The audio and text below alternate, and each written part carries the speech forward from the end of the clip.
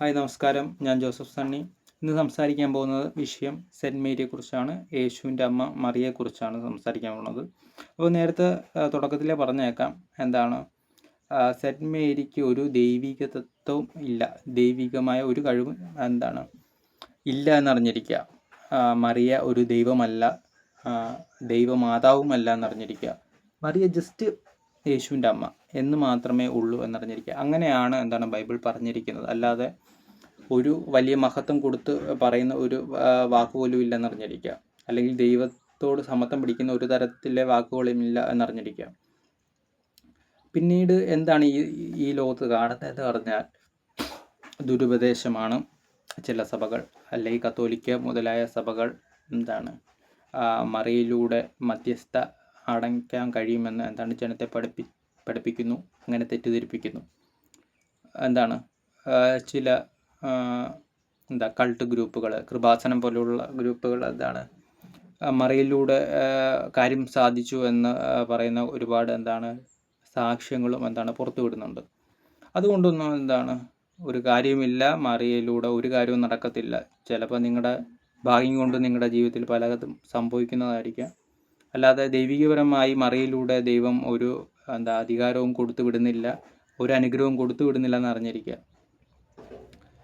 മറിയെ യേശുവിൻ്റെ അമ്മയായിട്ട് മാത്രമാണ് ബൈബിളിൽ എഴുതിയിരിക്കുന്നത്. അല്ലാതെ ദൈവികപരമായ ഒരു കഴിവുള്ള ഒരു സ്ത്രീയായിട്ടോ കൃപാവരങ്ങൾ നിറഞ്ഞൊരു സ്ത്രീയായിട്ടോ ബൈബിളിൽ കാണുന്നില്ല.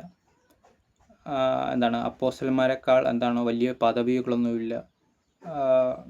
സാധാരണ ഒരു സ്ത്രീ, അതിലുപരി ഒരു അധികാരവും കൊടുത്തിട്ടില്ല. പിന്നെ എന്തുകൊണ്ട് ഈ ജനങ്ങൾ, ഈ വിവരമില്ലാത്ത ഈ കത്തോലിക്ക പോലുള്ള ആൾക്കാർ എന്തുകൊണ്ട് ഇവർക്ക് മധ്യസ്ഥ എന്ന ഒരു സ്ഥാനം കൊടുത്തിരിക്കുന്നു? അത് തെറ്റാണ്, ദുരുപദേശമാണ് എന്ന് മനസ്സിലാക്കണം. ബൈബിൾ പഠിക്കുന്ന ഒരു ആളാണെങ്കിൽ നിങ്ങൾ തീർച്ചയായും സത്യത്തിൻ്റെ പാതയിൽ മാത്രമേ നടക്കത്തുള്ളൂ എന്ന് അറിഞ്ഞിരിക്കുക. അപ്പോൾ നിങ്ങൾ ഇപ്പോഴും മറിയയോട് പ്രാർത്ഥിക്കുന്ന ആൾക്കാരാണെങ്കിൽ നിങ്ങൾ ആത്മീയതയിൽ നിന്നും വീണ് പോയിരിക്കുന്നു, അല്ലെങ്കിൽ നിങ്ങൾക്കൊരു ഇതുകൊണ്ട് ഒരു ഗുണവും ഇല്ലെന്ന് അറിഞ്ഞിരിക്കുക.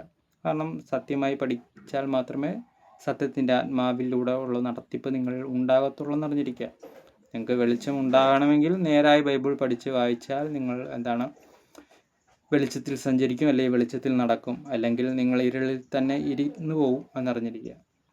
അപ്പോൾ മധ്യസ്ഥത എന്ന ഒരു പദവി യേശുവിന് മാത്രമാണുള്ളത്. അത് പിതാവായ ദൈവം ക്രിസ്തുവിന് കൊടുത്തിരിക്കുന്ന അധികാരമാണ്. പുത്രനിലൂടെ പിതാവിലേക്ക് അപേക്ഷകൾ എത്തിക്കുന്നു എന്നത് മാത്രമേ ഉള്ളൂ. അല്ലാതെ അപ്പോസ്തലന്മാരിലൂടെ എത്തിക്കാൻ കഴിയില്ല. മറിയയിലൂടെ ഒരു കാര്യം സാധിച്ചെടുക്കാൻ കഴിയത്തില്ല എന്നറിഞ്ഞിരിക്കുക. പിന്നീട് മറിയെ വിഗ്രഹം വെച്ച് ആരാധിക്കുന്ന ആൾക്കാരുണ്ട്, മെഴുതിരി കത്തിക്കുന്ന ആൾക്കാരുണ്ട്, പ്രാർത്ഥിക്കുന്ന കൈകൂപ്പുന്ന ആൾക്കാരുണ്ട്. എന്തൊക്കെയാണ് നടക്കുന്നത്? ഇപ്പം നമുക്കെന്ത് പറയാൻ പറ്റും? പൊതുവെ പ്രൊട്ടസ്റ്റൻറ്റുകാർ ഇങ്ങനെയുള്ള ആരാധനകൾ പൂർണ്ണമായി ഒഴിവാക്കുന്നതാണ്. അവരിലില്ല, ഈ ഒരു തിയറി അവരുടെ ഭാഗത്തില്ല. കത്തോലിക്കക്കാരാണ് കൂടുതലും ഈ തിയറി വിശ്വസിക്കുന്നത്. ഈ അടുത്ത് പോപ്പ് വരെ പറഞ്ഞിട്ടും മനസ്സിലാക്കാൻ കഴിയാത്ത ആൾക്കാരാണ് കത്തോലിക്കരെന്ന് പറഞ്ഞിരിക്കുക. അപ്പോൾ നേരായ ചൊവ്വ ബൈബിൾ പഠിക്കുക, നല്ല സത്യസന്ധമായി തിയോളജി മനസ്സിലാക്കുക. കാരണം നിങ്ങൾ ദുരുപദേശത്തിൽ പോകുന്നതിനെക്കാട്ട് എത്രയോ നല്ലതാണ് സത്യം മനസ്സിലാക്കി ജീവിക്കുന്നത്. അപ്പോൾ ബൈബിൾ മറിയയ്ക്ക് വലിയ പ്രാധാന്യം കൊടുത്ത് പറയുന്ന ഒരു പദം പോലും ഇല്ല എന്നറിഞ്ഞിരിക്കുക. മറിയയിൽ ഒരു ദൈവത്വമുണ്ട് എന്ന് പറയുന്ന ഒരു ഭാഗം പോലും ഇല്ല. പിന്നീട് ഇതൊക്കെ പല നൂറ്റാണ്ടുകൾ ആയി സഭയിൽ കടന്നു പോകുന്ന കാര്യമാണ്. ചിലർ അതെടുത്ത് പുറപ്പുറത്ത് ഘോഷിച്ച പോലെ ഇന്നും ആഘോഷിക്കുന്നു എന്ന് മാത്രമേ ഉള്ളൂ. ഇതിലൊന്നും ദൈവികത്വമില്ല, ഒരു ദൈവശാസ്ത്രവും ഇതിന് പിൻബലമായി ഇല്ല എന്നറിഞ്ഞിരിക്കുക. ചിലർ തെറ്റിദ്ധരിക്കുന്ന വേദഭാഗം ബൈബിളിലുണ്ട്. കാനാവിലെ കല്യാണത്തിന് വീഞ്ഞു കീർന്നപ്പോൾ മറിയ മധ്യസ്ഥത അണച്ചുകൊണ്ടാണ് ക്രിസ്തു അത് ഉണ്ടായിക്കൊടുത്തതെന്ന് പഠിപ്പിക്കുന്ന ആൾക്കാരുണ്ട്, വിശ്വസിക്കുന്ന ആൾക്കാരുണ്ട്. എന്നാൽ വേറൊരു ഭാഗത്തും മറിയ അവിടെ കാണാൻ കഴിയുന്നില്ല. ഈ ഒരു ഭാഗത്ത് മാത്രം നമുക്ക് മറിയെ കാണാം. മറ്റുള്ള ഭാഗത്തൊന്നും വലിയ പ്രശസ്തിയുള്ള കാര്യങ്ങളൊന്നും പറഞ്ഞിട്ടില്ല. ഈ ഭാഗം വരുമ്പോൾ ജനം മറിയയിലൂടെ ക്രിസ്തു എന്തോ വലിയ കാര്യം ചെയ്തു എന്നാണ് പഠിപ്പിക്കുന്നത് ചിലർ വിശ്വസിക്കുന്നത്. എന്നാൽ മനസ്സിലാക്കിക്കൊള്ളുക, എന്താണ് മറിയ ക്രിസ്തുവിനോട് ഈ കാര്യം പറഞ്ഞപ്പോൾ എന്താണ് ക്രിസ്തു പറഞ്ഞ കാര്യമുണ്ട്, സമയമായിട്ടില്ല, നിൻ്റെ സമയമായിട്ടില്ല, പിതാവിൻ്റെ സമയം അനുസരിച്ച് എന്താണ് പിതാവ് ചെയ്തോളും, എൻ്റെ നാഴികയായിട്ടില്ല എന്നാണ് പറഞ്ഞിരിക്കുന്നത്. അല്ലാതെ മറിയയിലൂടെ ഒരു കാര്യവും നടക്കത്തില്ല എന്ന് പറഞ്ഞിരിക്കുക. സമയമെല്ലാം ദൈവത്തിൻ്റെ ഭാഗത്തും ക്രിസ്തുവിൻ്റെ ഭാഗത്തുമാണ്, അതൊരു സ്ത്രീയുടെ ഭാഗത്തല്ല എന്നറിഞ്ഞിരിക്കുക. പിന്നെ പൊതുവായി എന്താണ് യഹൂദ മതത്തിൽ സ്ത്രീകൾക്കുള്ള പ്രാധാന്യം വളരെ കുറവാണ്, മൊത്തം പുരുഷാധിപത്യമാണ്.